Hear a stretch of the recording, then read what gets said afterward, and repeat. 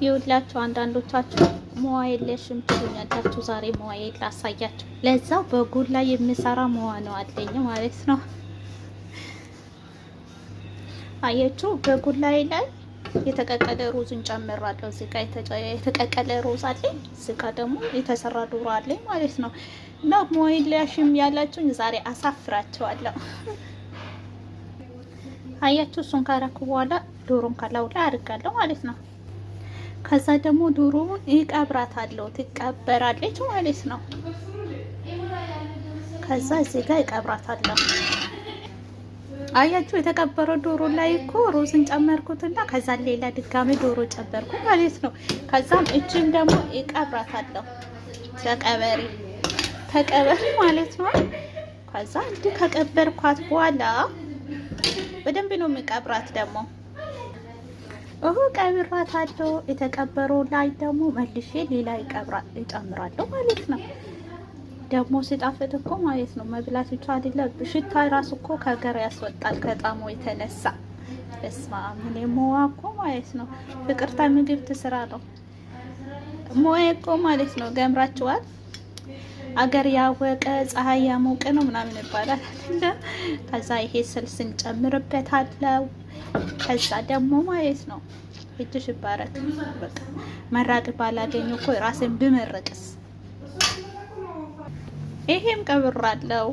ከዛ አንድ ብቻ ነው የሚቀብረው ማለት ነው። ሌላ የቀራኝ ነው ጨርሻለሁ። ገምራቸዋልና ከዛ ቶሎ ቶሎ በይ ፍቅርታዬ ደግሞ ራስሽ ስውድ ማለት ነው።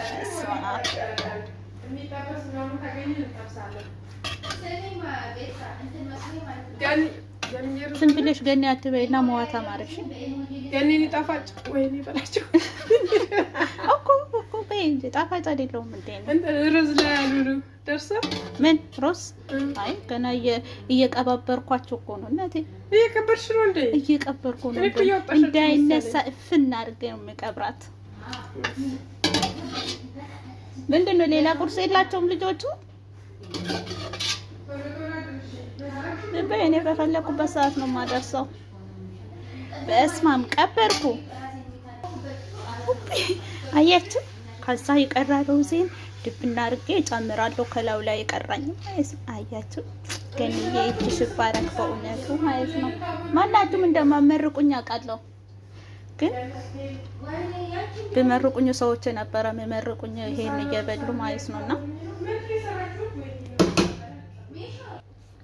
አያችሁ እንዲህ ጨርሻለሁ ማለት ነው። ከላዩ ላይ ትንሽ ዘይት አድርግበታለሁ። ከዛ ከለር አደርጋለሁ።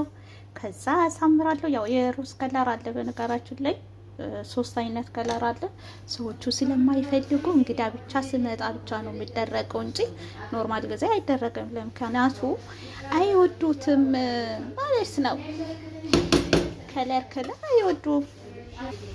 ከዛ ይሄ ያደርጋለሁ ማለት ነው። በስማም ሼፍ እኮ ነኝ እኮ ጥሎብኝ ማለት ነው። ሼፍ ነኝ በቃ የኛ ሼፍ ፍቅርተ አያችሁ እንጂ ማለት ነው። ከዛ ብሎ በደረገው ይሄ ይዘይንበታል ማለት ነው። ይዘይንበታል ስላችሁ ምንድነው መዘየኑ? ደግሞ ዘየሩ አላልኩም መዘየኑ አልኩምና አይደል እንደዚህ ይቅርታዬ በሞቱ ማለት ነው። በጎላ ነው በነገራችሁ ላይ በጣም ትልቅ ነው ብረት ድስቱ ማለት ነው። ቤተሰብ ስላለ በጎላ ነው የሚሰራላችሁ እኔ ማለት ነው። እና እንዲያርጋችሁ መዋ ተማሩ። መዋ የለሽም ያላችሁኝ ደግሞ ይሄው እንደዚህ ሰርቻ አሳያችኋለሁ ማለት ነው። መዋዬ ተማሩት። ዝም ብላችሁ መዋ የለሽም አትበሉኝ። ደግሞ ሩዙ አረዛዘሙ እኮ ብታው ማለት ነው ገራሚ ነው። ሰላም ቆዩ። አመሰግናለሁ።